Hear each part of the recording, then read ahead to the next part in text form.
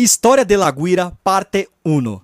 La historia de este instrumento se remonta a la época indígena, donde los nativos taínos utilizaban el guayú para jalar la yuca en el proceso de preparación de un alimento tradicional llamado casabe. Aunque en esa época el guayú no era utilizado para hacer música, el movimiento de frotar, raspar, se asemeja al movimiento que se tiene que hacer para tocar el instrumento. Así se denominaba la población indígena de las Antillas en la época de la conquista. El casabe es una especie de tortilla de yuca que se consume en el Caribe desde tiempos prehispánicos. Esa necesidad de un movimiento de frotación y entorno tropical de las Antillas con abundancia de frutos exóticos hicieron que los antecesores de la guira moderna fueran elementos naturales de entorno. El guayú es un raspador similar a un instrumento con que se raya el coco y de ahí que nace la guira.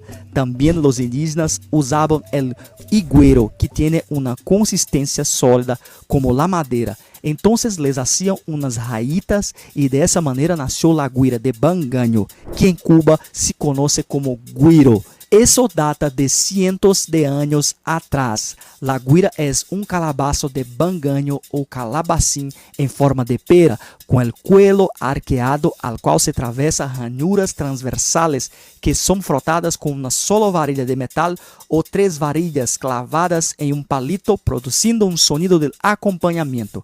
Tiene un agujero en la parte trasera para sujetarla con la mano izquierda. Se usaba antes para acompañar las antiguas orquestas de cuerdas y era utilizado por nuestros aborígenes con el nombre de guajei.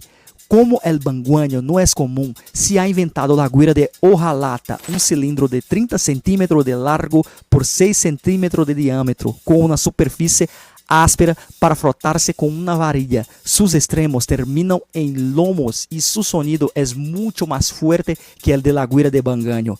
Dícese del fruto seco de la calabaza. El más famoso fabricante de guiras en República Dominicana, Guillermo Guira, es reconocido a nivel mundial por la calidad de sus instrumentos. Se puede asegurar que los guireros de las agrupaciones más reconocidas del merengue usan un instrumento fabricado por él. El músico Emilio C. Cartoon dijo haber inventado la guira de metal a finales del siglo XXI, pero aquí hay mucha historia con diversas versiones, como del merengue típico, es emblemática de la herencia dominicana. Se estima que el instrumento más difundido en el país. Cuando Rafael Trujillo llegó al poder en 1930, hizo la música o emblema nacional de República Dominicana. Como instrumento, la escritora Bernarda Jorge nos dice: entre la población libre y esclava de Santo Domingo en las primeras décadas del siglo XXI, como ya vimos, estaban difundidos el bongo o altabal, el atabalito, balsié, el tamboril, la guira o guayú, la maraca, el pandero, la gayumba y la bandola. Además, violines rústicos y guitarras. La música de salón la tocaba conjuntos formados por bandurrias, flautas, panderetas, güiro y balsié. La guira dominicana también se ha convertido en el instrumento preferido para los estilos musicales no dominicanos. En otros países, en Colombia, por ejemplo, la guira ha sustituido a la tradicional guacharaca de madera en la música vallenata moderna, especialmente en grandes presentaciones en vivo. De igual manera, muchas orquestas y bandas de música tropical utilizan la guira dominicana para tocar cumbia y otros estilos populares locales, así como las tumbadoras cubanas, congas, que se han convertido en instrumento de uso general para la música y danza.